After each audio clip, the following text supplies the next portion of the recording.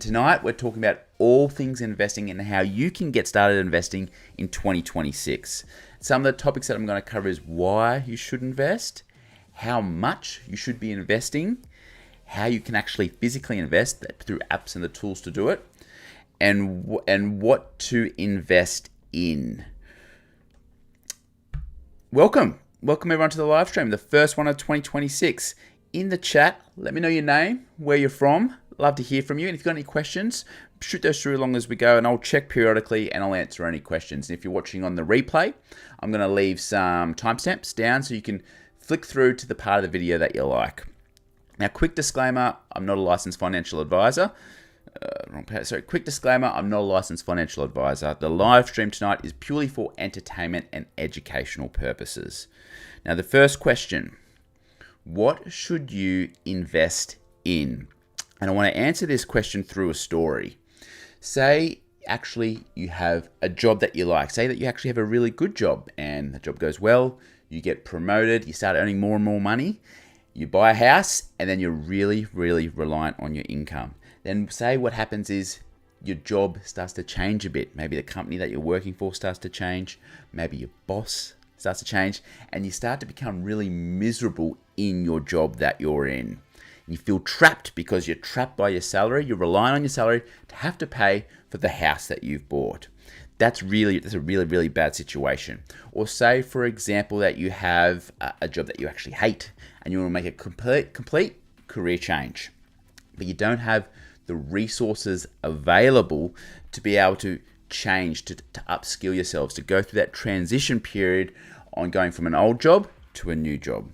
And the third thing that is possibly one of the really scary things, 99% of Australians, 40% of Australians don't have $1,000 of savings in their bank that they could use in an emergency. That's really frightening. So those three things, the three things I've described, is you not having freedom, is you not having a financial nest egg, you not having savings, something to fall back on that you can rely upon if you ever needed to change jobs, if you ever really lost your job, if you became miserable. One of the massive reasons why you should start investing is to give yourself more freedom of choice. Having a little share portfolio, having a little nest egg that could possibly pay you passive income, possibly pay you dividends, and then that would allow you to make that financial decision to perhaps take that dream job that pays a little bit less because you have those investments behind you to fall back on, to be paid dividends from your share portfolio to help you in any transition from a job that you hate into a better job. That's a big reason why you should consider investing in 2026. Building up a nest egg that gives you choice, that gives you freedom, that gives you the ability to choose how to spend your time. That's one of the big reasons why I think you should start investing in 2026. Now, the second big reason is the nasty monster called inflation. Now, don't worry about all the crazy lines and all the boxes. All I really want you to focus on this slide is that if you start with $100,000 at today's value, after 50 years, depending on what inflation is running at, the buying power of your money has essentially halved. Inflation eats away at your money. It loses value over time. So one of the really, really good reasons that you should consider investing is to outpace inflation. If you have your money, you hide it under your mattress, it loses value over time. But if you invest it, what we want to try and do is not just keep up with inflation. We want to try and beat inflation, to give us that choice, to give us that freedom in what we want to do with our lives and how we want to spend our time. So that's one of the biggest reasons I would say that people should consider investing in 2026. Now, the second question is, how much should you invest? And I want to talk through this with an example. So this is a compound calculator. I'll leave a link to this in the description below. And this is really, really good for showing you what your returns will be at the end of an investment, what your returns could potentially be. So I'll leave a link to this in the description. Let's just say you're able to invest $20 a week. $20 a week is not that much. $20 per week. And let's say you can invest weekly, compound annually. Now let's go for 40 years. So let's say you started when you were 20 and then you invested until you were 60. So for 40 years at retirement age, at a rate return of 13%. Now I will come back to this number at the end of the video and show you where this number comes from. Have a guess. Let me know in the comments. Let me know in the chat. How much do you think a $20 weekly investment would turn into after 40 years? It turns into $1 million. And that's only $20 per week. $1 million. And that's through the magic of compounding. You see at the start here, very, very slow. Not much happening at all. But then like building a snowball, it grows and it grows and it grows. So it's simply investing $20 per week. It's not that hard to become a millionaire slowly. Now me, I invest $58 a week. Don't ask me where the $8 come from. I don't know how I've got that number, but I invest $58 per week. And although I've said $20 is all you need, we're gonna come back to why $20 could cause some issues a bit later on in the video. So all it takes is $20 per week to start your journey. That's not too much. Now, if you like simple investing Australian content, straight to the point, make sure you subscribe to my channel. The next thing we're going to cover is how do you invest? How do you actually do it? Now, back in the day, you would have to call up a broker on one of these big brick phones. It was really, really restrictive. Only really the wealthy could invest. Now, even when I started investing, say 10 years ago, only the big banks and the big brokerage houses had investing platforms that you could use. So it was still a little bit restrictive. Now, all you need is a smartphone, and there are so many apps, and it is so cheap to invest nowadays that absolutely anyone can do it. Now, when you're thinking about investing in the platforms that you're using, there are two types of platforms. One is called a CHESS sponsored broker, and one is a non-CHESS sponsored broker. And with the non-CHESS sponsored brokers, these are also called custodian models. And this is basically what the difference is between the two. So a CHESS sponsored broker is where when you buy the shares, they are legally registered in your name. Think of the big banks, the big brokerage houses, they're normally CHESS sponsored brokers. It's normally a little bit more expensive to buy shares from these guys, and it's just a bit more official. You got platforms, it's easy to transfer your shares between CHESS sponsored brokers. That's what a CHESS sponsored broker is.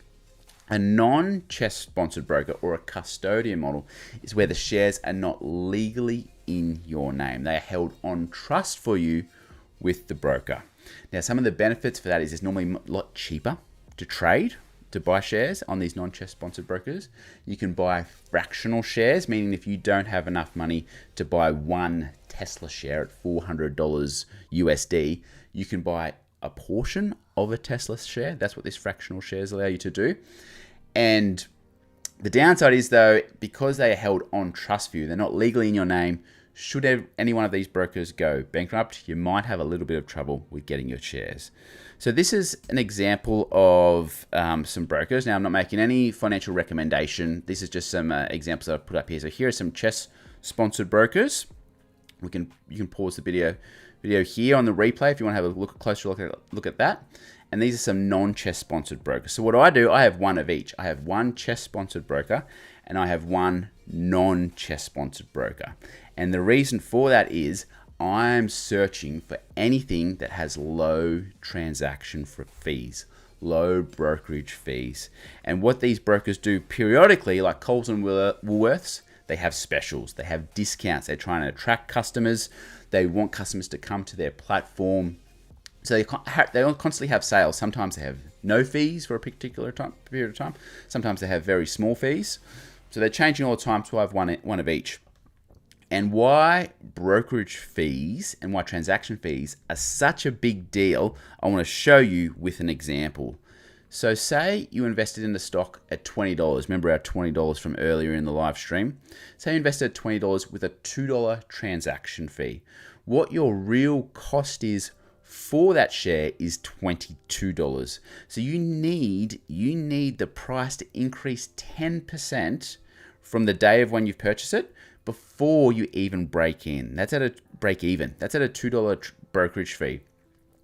If that fee was a $5 brokerage fee, you would need the share price to increase 25% in order for you just to break even. From the day you bought it, that share price would need to go up 25% before you break even. So although earlier I said all you need is $20, all you need is $20 to start investing, what I would actually recommend is that you invest larger sums of money. Maybe you save up those $20 till you get, I would say, at least $100 before you start investing, because then you spread that brokerage fee over more and more shares. And that means how much the share price needs to go up for you to break even is much, much smaller. So brokerage fees and transaction fees, they're the big thing to think about when you're thinking about how to invest. I have one of each, CHESS-sponsored broker and a non-CHESS-sponsored broker. Now I've done an example. I'm going to take you through a live example of how to actually buy shares. In this example, I'm using a platform called Superhero. No recommendation, whatever. You can use whatever platform you like. I'm going to show you through Superhero, and this is a previous video that I filmed. So I'll leave a link to this video in the description, and I'm going to show you this video to give you a live demo of how to actually purchase shares. So the first step is logging in and creating an account. So the information that you'll need is your name and address, email address, phone number, and it's also handy to have your tax file number. So once you've set up an account, log in. Once you've logged in, you'll need to put some money in your account. So go to wallet and then select deposit, and it'll give you different options on how to deposit money. You can use a pay ID. It'll give you a unique pay ID. You can use a direct deposit, or you can use BPay. So let's deposit $100 into our account. Okay, we now got $100 in our account ready to go. So buying stocks is actually really easy. You go back to the dashboard and then you search the stock you want. So I'm gonna buy a stock that tracks the Australian top 200 companies. Again, this is not a financial recommendation. Just for this demonstration, that's what I'm gonna buy. So one example of that is what's called IOZ, which is the core S&P ASX top 200 companies. Okay, so this will give you a bit of a share price. So then you go over to a section over here that's called buy, and there are two types of order you can do. A market order will automatically match you with someone else in the market. That means your order will go through straight away. However, you may pay a little bit of a higher price for it. The alternative is a limit order, which means you're telling Superhero, I don't want you to pay more than $34.81, for example, for this stock. So you set the price limit. It might mean that it takes a little bit longer for your order to actually complete, but they're the two types of orders that you can do. So for this example, we'll do a limit order, and for amount to invest, I'll type in $106.25. So for the price limit I've set, it's saying I can buy 3 units of stock at $34.81 each, and I'll be charged a $2 brokerage fee. Now, if you remember back to earlier in the video, this $2 will be spread across those 3 shares. Again, the more you can buy at any one time, the better, but at least $100 is a good place to start. And then you click confirm buy order, and then you'll receive a confirmation from SIP.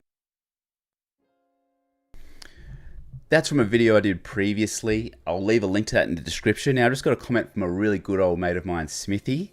Thanks for that, Smithy. He said those fees ruin small trades. So especially when you're especially when you're just starting out investing and you're buying small sums of shares. So when I started, I was buying $100 at a time, that sort of thing.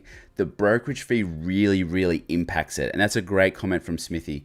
The brokerage fee when you're buying small quantities of shares, so for beginner investors, absolutely smash you. And he was using some of those big bank platforms, which is what I use, and they charge you like $20 a trade, which doesn't sound like much, but it is absolutely massive. Small fees. Yeah, so Smithy's just made another good comment. So if we go back, a lot of these custodian models, Smithy, charge very small fees, like $2 a trade, something like that. So I won't recommend any because the fees constantly change. But you can quite easily Google it. You can quite easily research it. They change all the time. There is some at the moment that actually have 0 brokerage fees. I think that's a bit of a teaser rate. But it is a good idea to always look around for as cheaper brokerage fees as you can find. So thanks for the comment, Smithy, and it's great to hear from you, mate. Hope you're doing well. So we just gone through the demonstration. If there's any more comments, chuck them in the chat. This is interactive. I want to keep it pretty interactive. We've just talked about brokerage fees. We've gone through the demo. The next thing, which is my favorite topic, what to invest in. What should we invest in?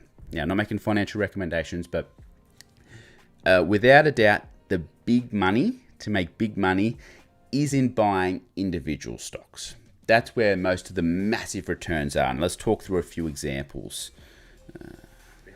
Let's talk through a few examples. Sorry, just close this off. Okay.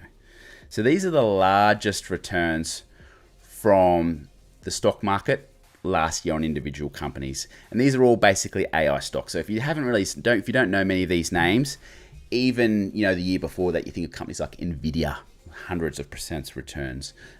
Apple and Tesla have gone up hundreds and hundreds of percent. Let's look at some Australian stocks. So the biggest last year was, you might be able to see that, Drone Shield, 750% return. 750% return. Liontown Resources, 198%. So the big returns are in picking individual stocks if you can do it and if you can do it well. And that's something you're going to do. I recommend that you spend a lot of time researching the company, understanding the company before you invest in those individual stocks. Don't invest in an individual stock you've heard from someone at a barbecue or something like that. Put in a bit of time to research it. But my favorite statistic, let me show you this. 88% of professional investors, so 88% of professionals who spend day in, day out reading financial statements, looking into companies. This is their job. This is what they do.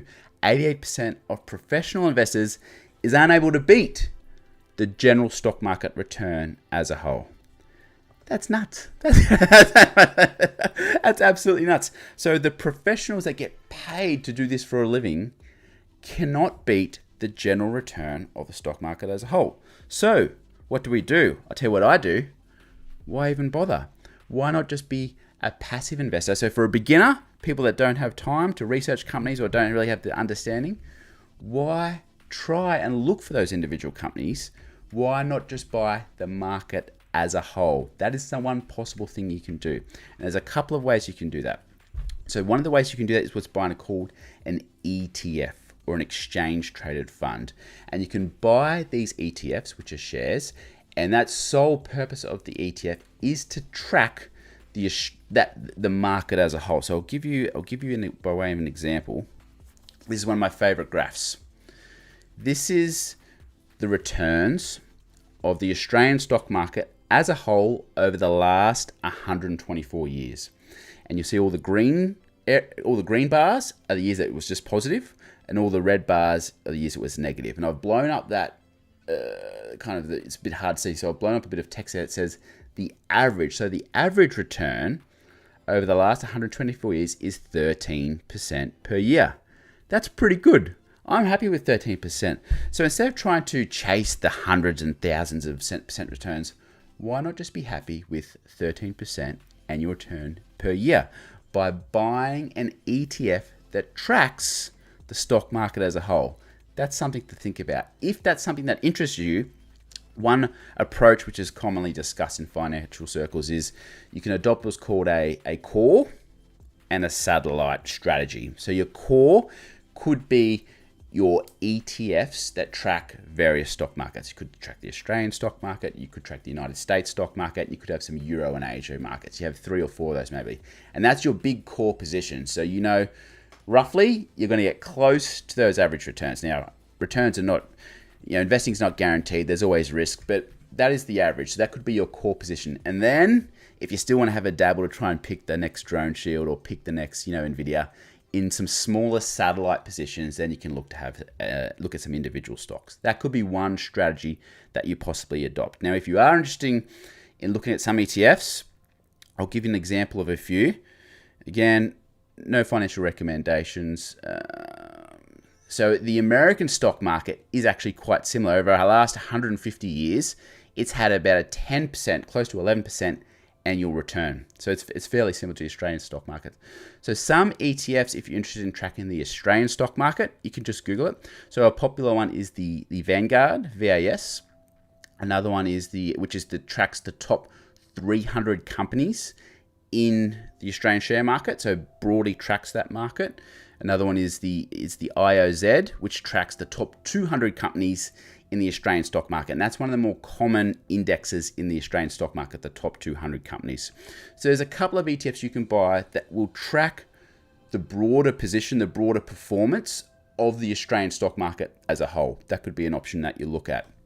And then if you're looking at the United States, I don't know if I have the United States one open, but there's the main index in the United States. You can simply Google that as well. It's the S&P 500.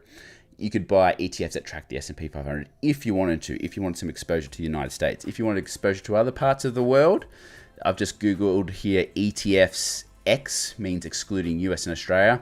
The first one has come up, it's called Global Shares. And then there's another Vanguard one called VEU. So one possible option that you can do, as I suggested, why try to beat the market? 13% P is pretty good. You saw 13% from our very first example of how that could end up at $1 million, you know, after 40 years. If you get more than that, it could be much higher than that. One possible thing that you could do is adopt a core position of tracking various markets, different exposure around the world. And then if you've got a niche, you want to try and pick a winner, have smaller satellite positions where you try and pick some shares. That could be one possible option that you adopt. Now, if you like no-nonsense Australian finance investing content, make sure you subscribe to my channel. Thank you for tuning in tonight. Thanks to Smithy for his comments. Thanks to a few other people for their comments as well. If you're watching on the replay, I'll leave some timestamps down below. And leave me any questions in the comments and I'll definitely get back to you. This was a lot of fun. Getting back into it for 2026. Make 2026 your year to start investing. Thanks for tuning in.